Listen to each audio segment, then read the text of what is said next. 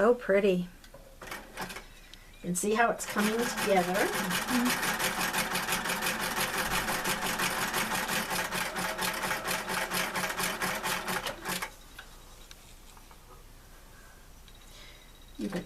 I'll take it off and show you how the basket is looking. You can see that it's being formed.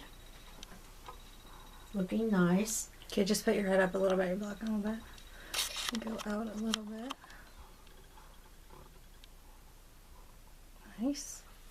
And if you happen to notice that you can see light through the basket, just cut your threads, back up a little bit, and restitch over it so that everything is enclosed with the thread zigzag stitch.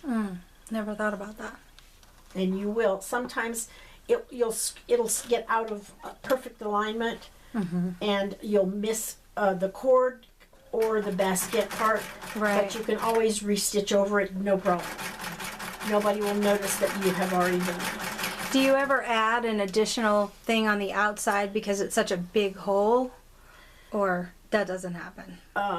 No, you don't need to.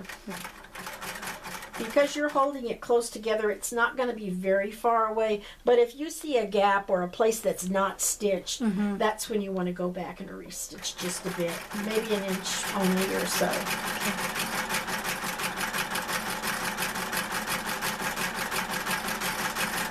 This one looks like ocean waves. It's so pretty. Yes, it does. Now what we're going to do now is I'm going to do a little something special with this basket. I'm going to remove the lightest color in the three that I have selected, which is a pale aqua. I'm going to just clip the cord close to the stitching at an angle. Remove that cord from the area. Now we're going to continue to stitch around this basket. But now the top edge is just going to be a little bit darker blue. So still twisting the two. Still twisting the two together. Okay. And we're going to go around at least one full time, or twice maybe, with just this difference in color. Give the edge a slightly different look, a little more finished. It kind of frames the look. Yes.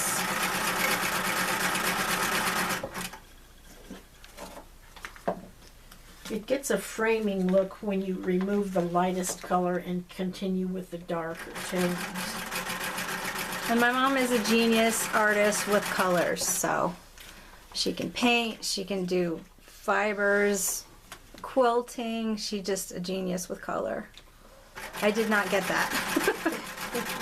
I get a little bit. I get the edge.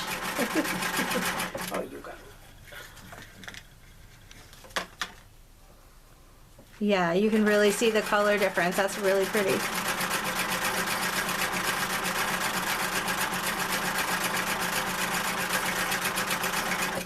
And you really won't be able to tell much difference, even though we have removed one of the cord colors of the texture of the basket and the strength of. Okay, we've gone about twice around with our just two darkest colors of cord. Now we're going to end off the basket. I want to allow a little bit of extra cord, and I'll say maybe 4 inches or so. I'm going to cut the cords and remove them.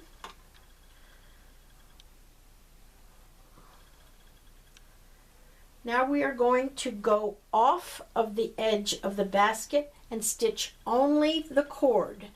We're going to adjust the width down to just wide enough to go across 2 cords. So we're going to go down to about 2.5 or 3 in width. And still zigzag. We are going to zigzag, but only the 2 cords, just to the end of where the cords are here, and I'll show you why in a minute.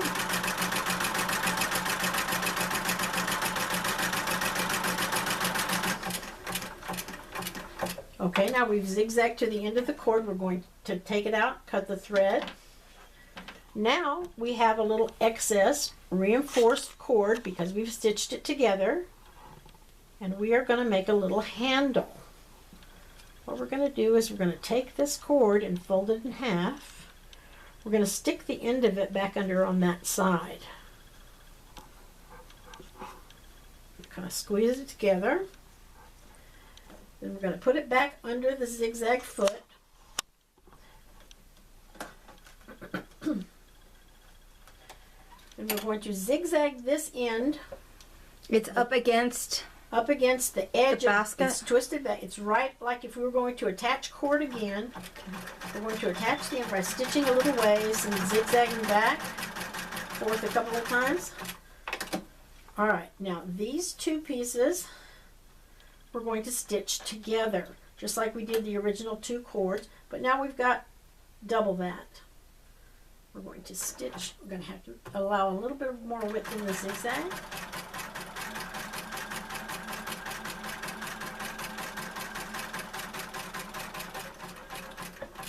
Bring it out, and we're going to cut this off. Now we're going to push this back so that it leaves a little bit of an opening. And we're going to stitch down only the edge of this basket handle to the basket. So we're going to slip that under the foot. They can see this. Just about the last 1/4 inch of the cording.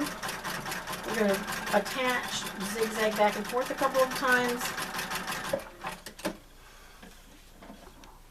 Now we're going to cut this cord close. Cut off our extra strings.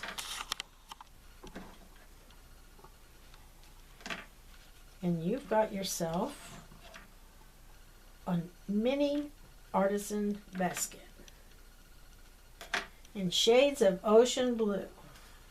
Gorgeous. Okay, we are examining our little basket we've just made, and I'm holding it up where I can see a little gap in the bottom of the basket right here on the ecru cotton cord. I'm going to show you that you don't want a hole in your basket, so we're going to put ecru color top and bottom thread, and we're going to do the zigzag stitch. Put the little basket under the foot. We're going to go back in line to where we're just beyond the opening, and we are going to zigzag. With the ecru. With the ecru thread. Just to make sure that on the bottom of our basket is secure.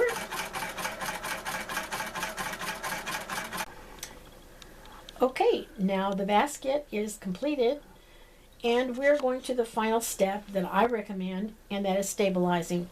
We will use Elmer School glue and a little container and a paintbrush are the things you'll need. So we're going to pour some glue.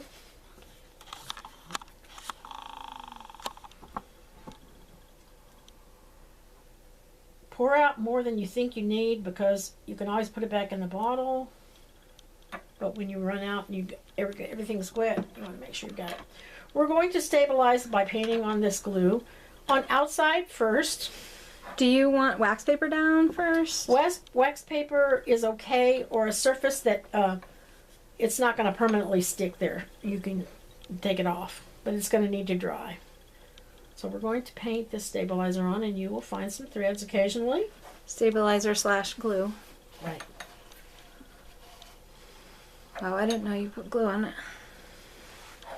And you want to make sure that it goes all the way into all of the fiber. Now, this is just a Formica type of countertop.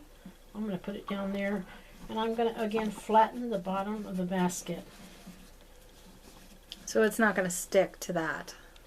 And not permanently, no. But it will stay there temporarily. You want to leave this basket now until the glue is dried.